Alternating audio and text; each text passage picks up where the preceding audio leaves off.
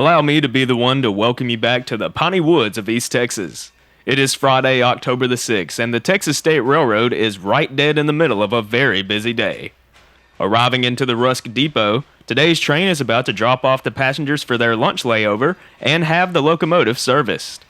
The engine in question is TSRR number 30, a 282 Mikado type steam locomotive that has turned 106 years old this year. Due to the hottest summer in recent memory, the state of Texas issued burn bans throughout the majority of July, August, and September. This prevented the operation of steam during the typical steam season of the railroad. Typically, this locomotive only operates in the summer months. Thankfully, TSRR wanted to give 30 one more weekend to run for the year. With short notice, it was confirmed that the Mikado would be operating the first weekend of the month. Unfortunately, I had a dentist appointment that morning, so we were only able to document the second half of the day, but rest assured, we were given a show.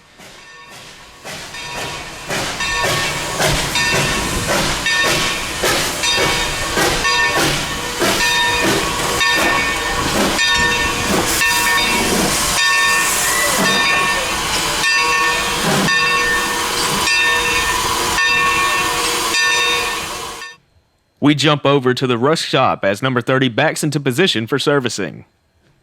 While serving as the Lone Star State Railroad's primary workhorse, number 30 is an original native to my home state of Louisiana.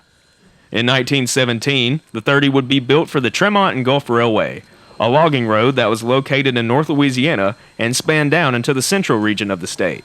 If you are interested in learning more about the TNG, I highly recommend you check out my video overviewing the often forgotten road. I'll leave a link down in my pinned comment in the comment section.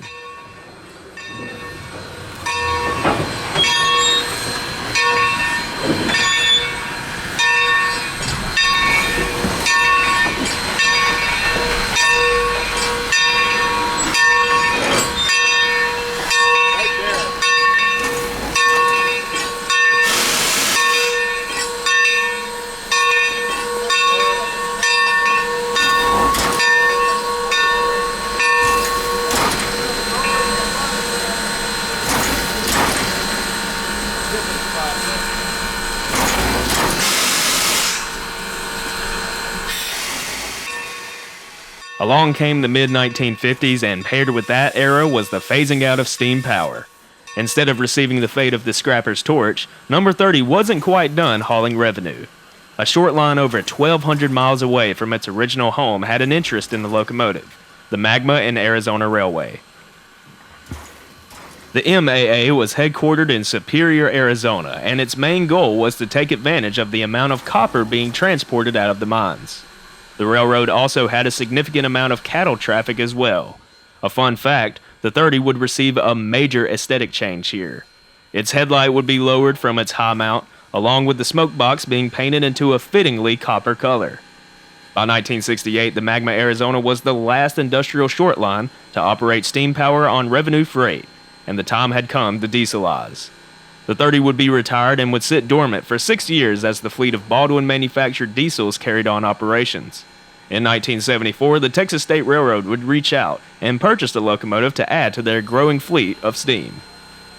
By 78, 30 was restored and operating as number 400. In 2002, the 400 would be taken out of service, but the locomotive would be revived once more in 2014 with its Magma Arizona look. In 2017, the Mikado was once again redesigned, but this time as its original look on the Tremont and Gulf, albeit without the lettering. Diesel fans won't be disappointed here either. Along with the F units you see in the background and the rare Alco RS2 that we'll be seeing later, you also have this old relic nicknamed Grants. This is an Alco MRS-1. MRS stands for Military Road Service, as the number 8 here was a GI for the U.S. Army. Quite the rare find in this region of the country.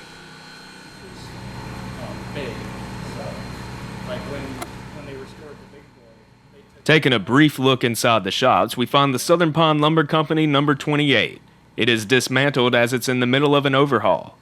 This consolidation locomotive was originally an Army engine in Louisiana, but eventually wound up on the TNG during its career as well. We definitely hope to see it in operation again soon, and as soon as it's ready, we'll be here to document it. A huge shout out goes to the people of TSRR for allowing us to hang out as the engine is serviced. The 30 is all ready to roll and eases its way back towards the depot.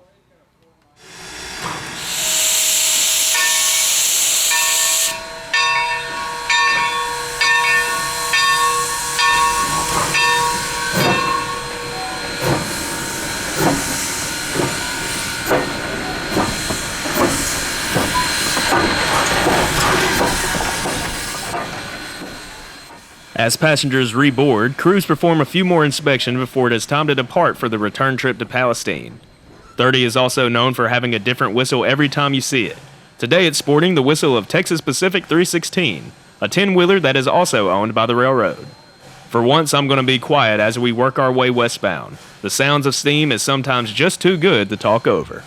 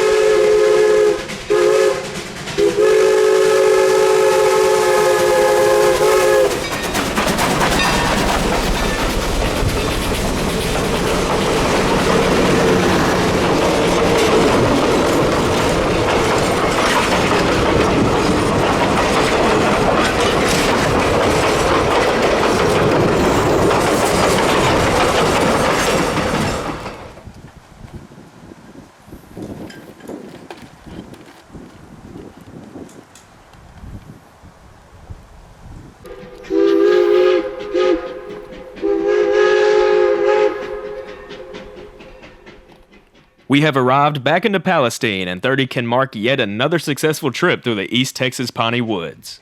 While the passengers are done for the day, there is plenty of work to be done. After everyone has disembarked and a few more inspections are conducted, 30 will disconnect and negotiate the Y to shove back into the locomotive shops.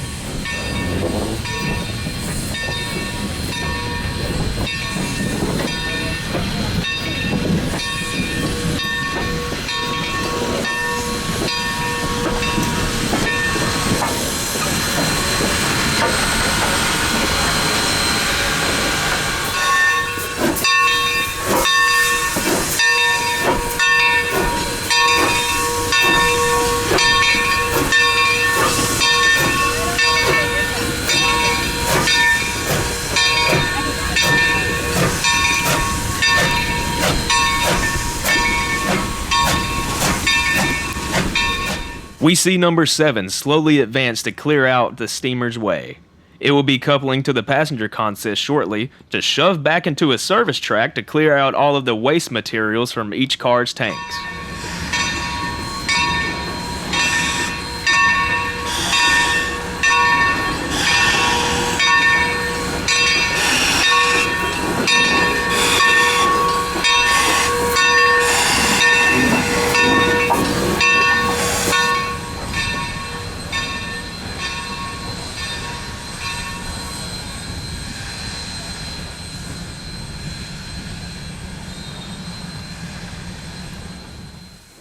Here we see the 30 on its final leg for the day as it will shove into the shops and its fire will be put out.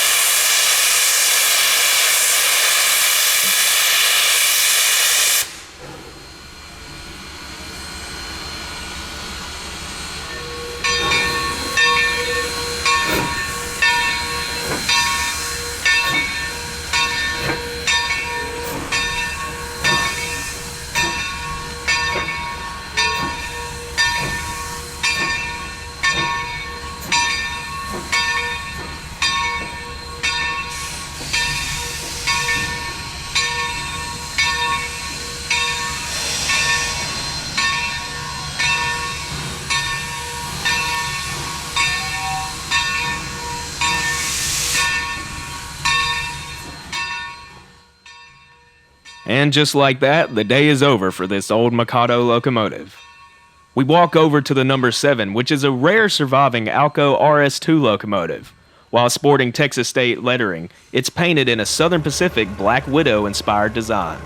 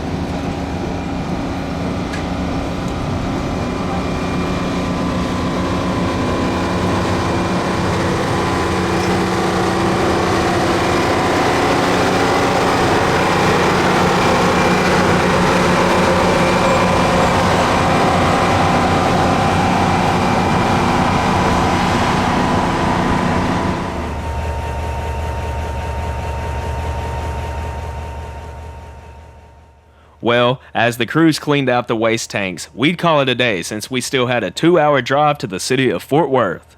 It is always a pleasure coming here and it never disappoints. For those who've never been, add this to your list, and high on it. Along with friendly crews, these classic engines here are simply amazing to observe in operation. I do hope that you have enjoyed this video, and if so, consider leaving a like down below and subscribing if you haven't already. Be sure to also click that bell icon to be notified when we upload new content. Until the next time, my friends, I'll be looking for y'all somewhere out there along the rails, and as always, thanks for watching.